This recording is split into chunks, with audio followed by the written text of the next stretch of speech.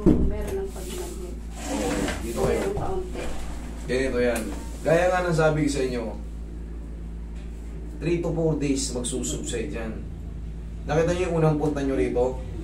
Halos hindi kayo makaano. Gaya nga ng sabi ko sa inyo, pag meron pa, bumalik kayo. Pero kung kita nyo konti na lang, nakita nyo, ang ganda ng tayo nyo. Nung unang punta nyo dito, ano yung tsura nyo? Medyo na kayo po. Diba sir? Alam nyo naman yung tsura niya eh. Tsaka sa bahay, alam nyo naman yan. Pero isang pitik pa lang yun. Ngayon may natira pa konti. Meron pa. Normal lang yun. Sa susunod na birada natin, wash out na yan. Sana, 2 session lang. I-compare nyo naman yung ginagawa ko sa iba. Opo. Oo nga po. Diba, pag nag-therapy, abuti ng 30 session, hindi pa Malaki kayo, naman ang pinagbago. hindi pa kayo makangiti. Okay lang yan, may natira kasi sira talaga yung teeth. Pero kita nyo yung pinagbago. Kahit pa paano, nakakagala-gala na kayo sa bahay nyo. Kakaikot-ikot. Ano gusto nyo? Balik ko yung dati? Biro lang. Ang ibig ko lang sabihin, sa unang bitaw, malaki talaga magbabago sa inyo. May mga bagay-bagay na kaya nyo nang gawin kagad. Lalo pag lumipas yung 3 to 4 days, pag napahinga na siya. Kasi pag galing dito, siyempre, aray-aray talaga. Pero hanggat hindi natatanggal yung pagkaipit nun, aray-aray pa rin kayo. Pero pag natanggal ko, ano na yan, konting-konti na lang tayo.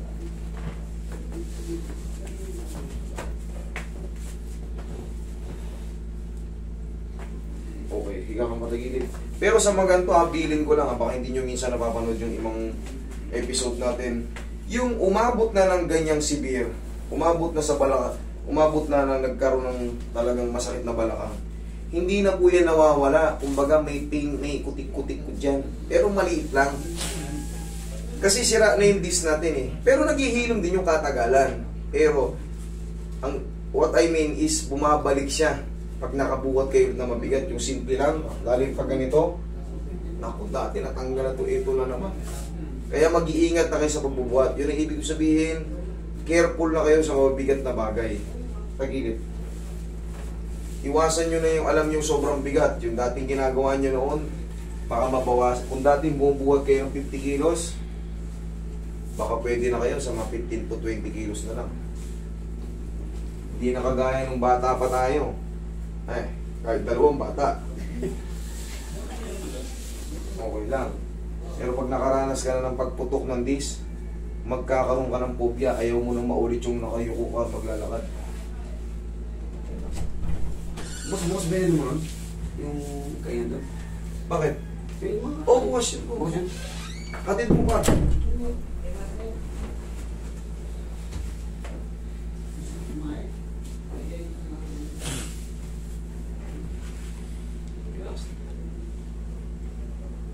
Lambutan mo lang.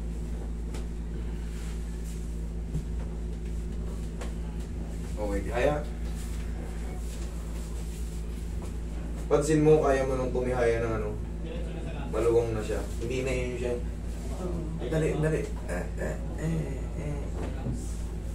Alam niyo, di ba sir, nakikita niyo naman yung movement ng kasama niyo noon. Kita pa.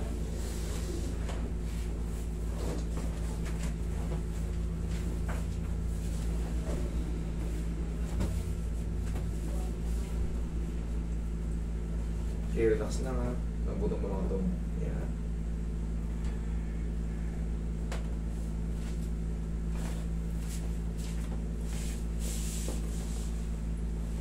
Tsaka pag magpapamassage kayo, huwag kayo mag-short ng masigip ha.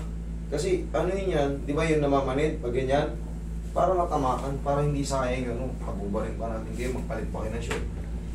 Pag short na kayo kagad ng ano, maluwag, tapos mag-cycling kayo panloob pag babae para kung ma-stretch mo kayo, hindi kayo naiilang.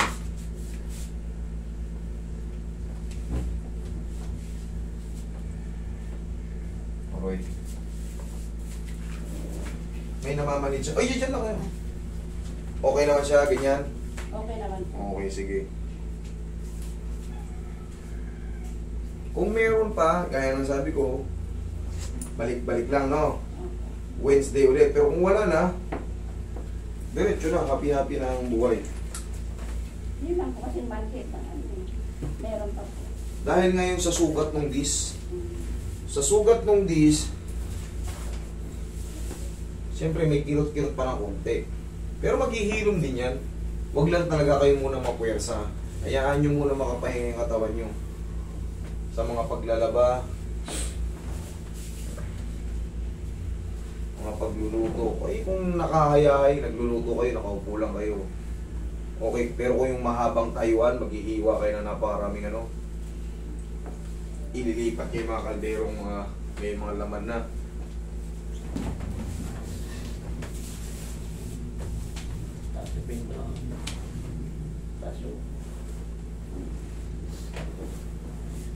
Sinusunod mo ba yung tinuro ko?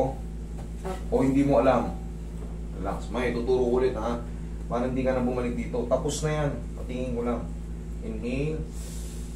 Exhale. Yung natirang maliit na mali dyan, yung putik-putik, kayang-kaya nyo na sa bahay yan. Diyan ka lang, huwag kang tatayo. Yung tinuro kong ganito, pagising sa umaga, yan lang. Tapos, bumili kayo ng pau, yung sa mga portion lang na may parang gumaganon ganon. Minsan nga ako, iniisip ko, UTI ito eh. Yung kumbaga sa bato eh. Pero siyempre nagbubuhat kasi ako magbigat eh. Dito, maghapon ako nag-ano. Nangyari na kasi sa akin yan. Pero siyempre kaya kong ano yun eh. Ito lang maintenance ko. Ito lang, promise. Napakarami ng dumaan dito. Napapanood nyo naman, libo-libo na yan. Kumbaga siguro may karapatan naman na akong magturo ng ano, ng mga pantanggal ng sakit ng balakang kasi very well ano na yan eh. Kumbaga nasubukan na sa lahat eh. Nasubukan ko sa sarili ko, nasubukan ko sa kanila, sa ibang tao. Effective. Kaya sundin nyo lang. Okay po. Oh, yung pagtayo. Yup, very good. Sa siko, malakas yan eh.